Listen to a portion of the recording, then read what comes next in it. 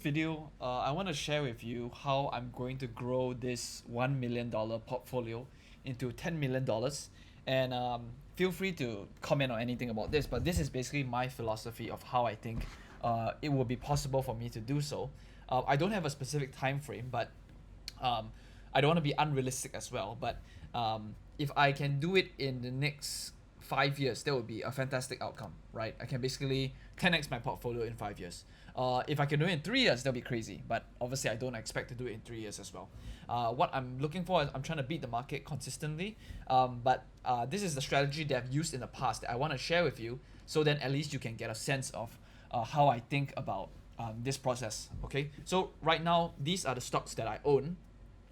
You can see, let me give you the percentages as well. A small percentage of these are in the mega tech companies, and then I have a very big position in Bitcoin, and I have a big position in Hims, the company, and I have a position in Robinhood as well. Okay, so in the future, I need to be able to be perceptive enough to basically find new opportunities in the market, right? So how am I supposed to grow this portfolio 10x? Like I can't be investing into things that everybody's investing in. Otherwise, like you won't really get an outcome that is favorable to you, or like it probably cannot hit the amount. It basically can't 10x, right? So these are the type of stocks that I think I would like to buy, and this is basically my criteria for how I think it's gonna happen, right? So the stocks that I have successfully bought and made money in, I can basically share with you. It's basically one of the first ones is I bought Robinhood at about 25 to $30 billion market cap or so, and then it has grown to about $100 billion market cap right here. So it's almost 3 to 5x my investment. Palantir, I basically sold at a 4x. I know it's way higher right now, but I basically 4x on this investment. And then Mental Planet, I'm currently in the red at this point in time, but I'm gonna hold this for about maybe 1.5, 2 years, maybe 3 years or so. I do believe this is the MSTR equivalent, so I believe like it's gonna do the same price action as um, what's that called, MicroStrategy, right? So if I see MicroStrategy, um, and then I go to the stock, for example, MicroStrategy, when they first initiated their Bitcoin buys, you can see here like it actually really pumped, and then it went into a bear cycle, a crypto winter, and then basically it pumped all the way. So it went from, I would say, $14 or so, and then it basically 10x'd here. It 10x'd $14 or so, and then afterwards it went up again. I don't expect, of course, I do not expect Metaplanet to be $100 billion market cap company, but I do believe it can get to a 30 to $40 billion market cap company. And right now I bought it at about $5 billion valuation, and so hopefully like this investment can basically give me returns of about anywhere from like 4 to 7x. That's basically what I'm looking for before I exit the position. Yeah. So yeah. And then lastly, Hims, I bought it at a $1 billion market cap. So I'm really grateful that I found this opportunity last time. And then now I think it's sitting at about a $10 billion market cap or so. Yeah. So like these are types of investments in the past that I've successfully entered and then exited and made money. So that's kind of, I feel it's kind of my competency. I hope to be able to find more of these stocks with more research and stuff like that. But at the same time, like I do understand that the entry price is actually more important than the exit price. The entry price is basically how much margin of safety do you have, and then how much risk or what is your actual potential exit outcome as well. So like hopefully you can buy great companies at lower prices. Okay, so the types of stocks for me, right? The outcome, right? I always start with the outcome. The outcome that I want is basically I want to 10x my portfolio, right? Very very simple.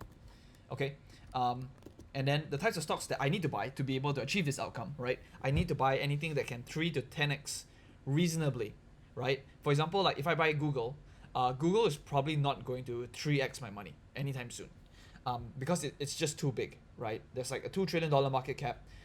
It needs to go to 6 trillion, and with AI, it is possible, but it's gonna take quite a while. It's gonna take quite a while, right? And obviously, I do need to see that consistently the fundamentals need to improve over time, and I am actually willing to hold for about 2 to 4 years. Um, I know this is not considered long term for some people, but then again, it's like if I'm just waiting. I mean, it's just a waiting game, right? I'm willing to hold like 1,000 days or so, just to see that outcome basically, right?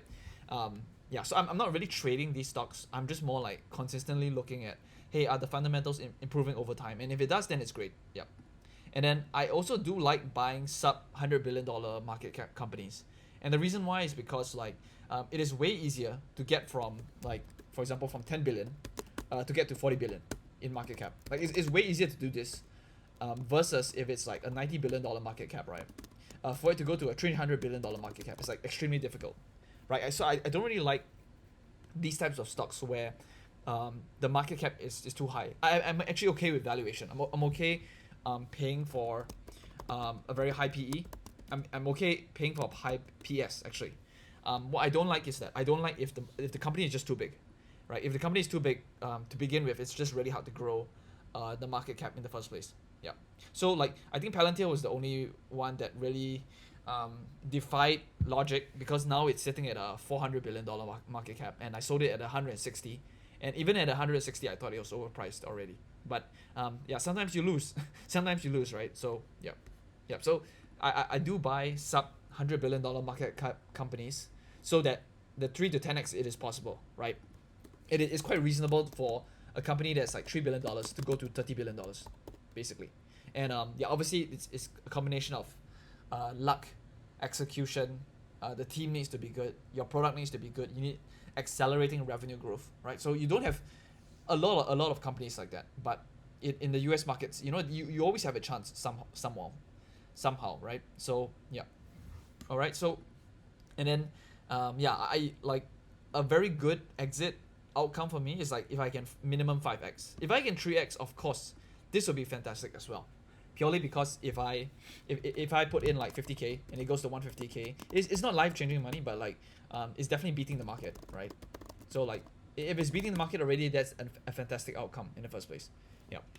All right. So and then what I determine as good investment, yeah, as long as I beat the market, and the market is like the minimum hurdle rate. So right, as long as I outperform the S&P, that I kind of should be fine as well. Yep.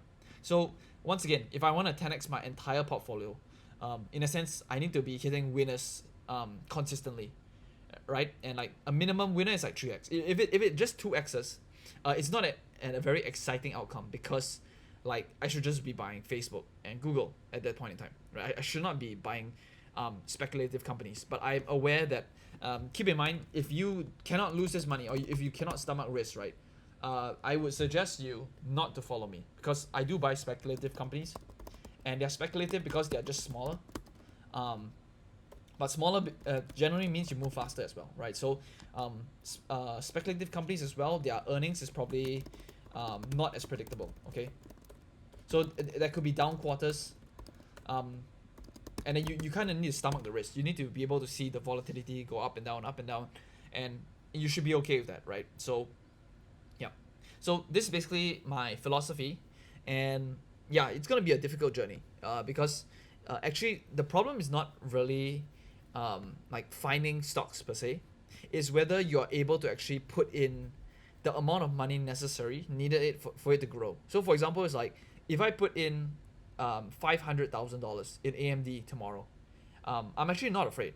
I'm really not afraid because it's like Lisa Su, the company is run very well, etc. What I'm afraid to do is that I go to a very small company and then I go and put in $100,000. Like, so for example, this is MetaPlanet. This is a very, very small company, a Japanese company as well.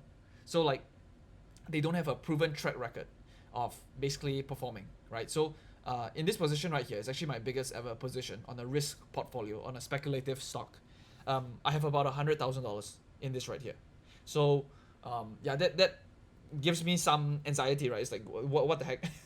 Yep. But at the same time, it's like, I do understand, like, I do need to take risk with specific outcome if I want to achieve this. If I want to achieve my goal, I need to take risks somewhat, right? So yeah. Okay, so in the past, right, let me just share with you guys. For example, Robinhood, like I can just show you the stats. You can see Robinhood here. I put in 38,000. Silly me, right? Actually, I put in more money, and like this would have just been amplified way higher. So I just realized that position sizing actually matters. It's like your cost basis that you actually come in with. Sorry, your cost basis, and then your average price that you go in with. It matters like 100%. Yeah, and then if you don't put in a big enough amount to begin with, the amount of money that you're gonna make is gonna be minimized as well. And so it's better to have kind of concentrated bets. Yeah, and that's why you see my portfolio here right now.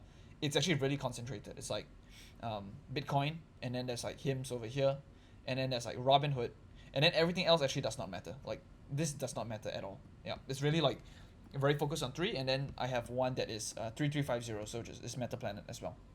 Okay, so yeah, that's my philosophy. I'm not sure whether you guys have a different philosophy, but I think that's basically the strategy that I'm going with. And feel free to share with me any things that you think can also fit this strategy or this yeah, these criteria right here, because I'm interested in these types of companies. I'm willing to put in capital, and I will do my research on the CEOs for you guys as well if you send me some stock ideas as well. Yeah, so yeah, thanks for watching this video, and we'll talk soon.